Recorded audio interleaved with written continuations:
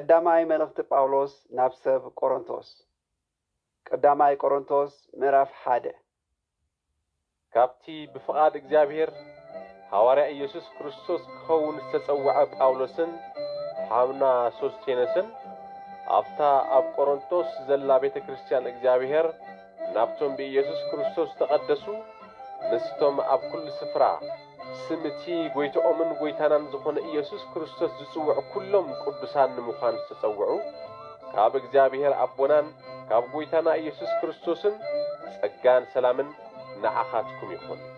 ስለቲ በክርስቶስ ኢየሱስ ተዋወኩም ጸጋ እግዚአብሔር ብዛዕባኹም ኩሉ ጊዜ ንኣምላኸይ ኣመስግን ኣለኹ።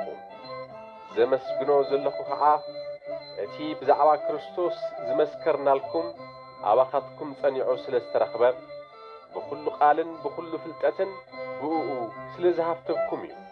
ስለዚ እውን ናይ ጎይታና ኢየሱስ ክርስቶስ ምምጻእ ኣብ ትጽበይሉ ዝጎድለኩም ውህብቶ ጸጋ የለን።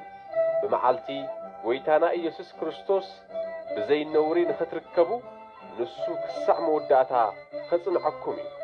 እቲ ምስ ወዱ ምስ ጎይታና ኢየሱስ ክርስቶስ ሕብረት ምእንቲ ክህልወኩም ዝጸውዐኩም እግዚአብሔር እሙን እዩ። ኣሕዋተይ ኩልኻትኩም ክትሰማምዑ ብሓደ ልብን ብሓደ ሓሳብን ክትሓብሩ እምበር ምፍልላይ ከይህልወኩም ብስም ጎይታና ኢየሱስ ክርስቶስ ኣማሕጽነኩም ኣለኹ። ኣሕዋተይ ኣብ ማእኸልኩም ባእሲ ከም ዘሎ ሰብ ቆሎኤ ነጊሮምን ኣለዉ። እዋ ነፍሲ ወከፍኩም ኣነ ናይ ጳውሎስ እየ፣ ኣነ ስባ ናይ ኣጵሎስ እየ፣ ኣነ ናይ ኬፋ እየ፣ ኣነ ስባ ናይ ክርስቶስ ከም እትብሉ ነጊሮምን ኣለዉ። ክርስቶስ ዶ ተመቓቒሉ እዩ? ወይ ጳውሎስ ድዩ ምእንታኻትኩም ዝተሰቕለ? ወይ ብስም ጳውሎስ ዲኹም ዝተጠመቅኩም? ካባኻትኩም ብዘይ ንክርስጶስን ንጋይዮስን ንሓደ እኳ ስለ ዘይጥመቕኩ ንእግዚአብሔር ኣመስግኖ ኣለኹም። ስለዚ ካባኻትኩም ሓደ እኳ ብስም ጳውሎስ ተጠሚቐ ክብል ኣይክእልን እዩ። ንስድራ እስጢፋኖስ እባ ኣጥሚቐ ኣለኹ። ብዝተረፈ ግና ካልእ ከም ዘጥመቕኩ ኣይፍለጠንን።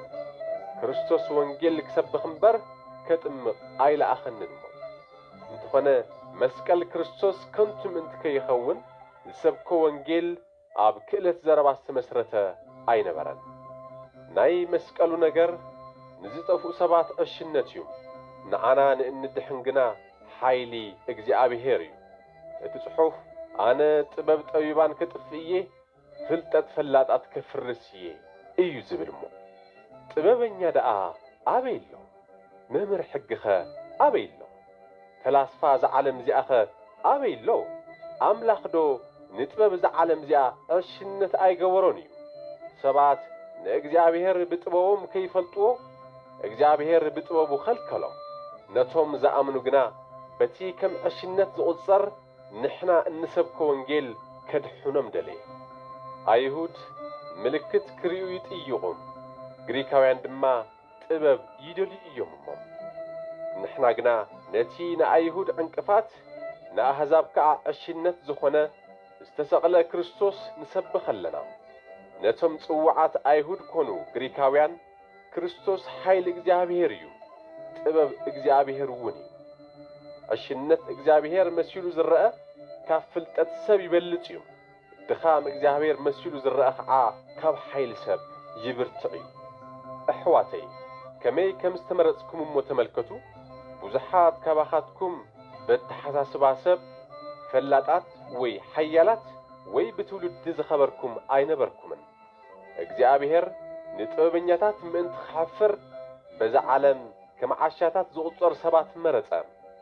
ንሓያላት ምእንቲ ክሓፍር ከዓ በዛ ዓለም እዚኣ ከም ድኹማት ዝቝጸሩ መረጸ። ነቲ ዘሎ ከንቱ ምእንቲ ክገብር ከዓ ነቲ ብዓለም ሕሱሩን ንዕቑን ነቲ ዘየሎን መረጸ። እዙይ ከዓ ኩሉ ሰብ ኣብ ቅድሚ እግዚአብሔር ምእንቲ ከይምካሕ ኢሉ እዩ።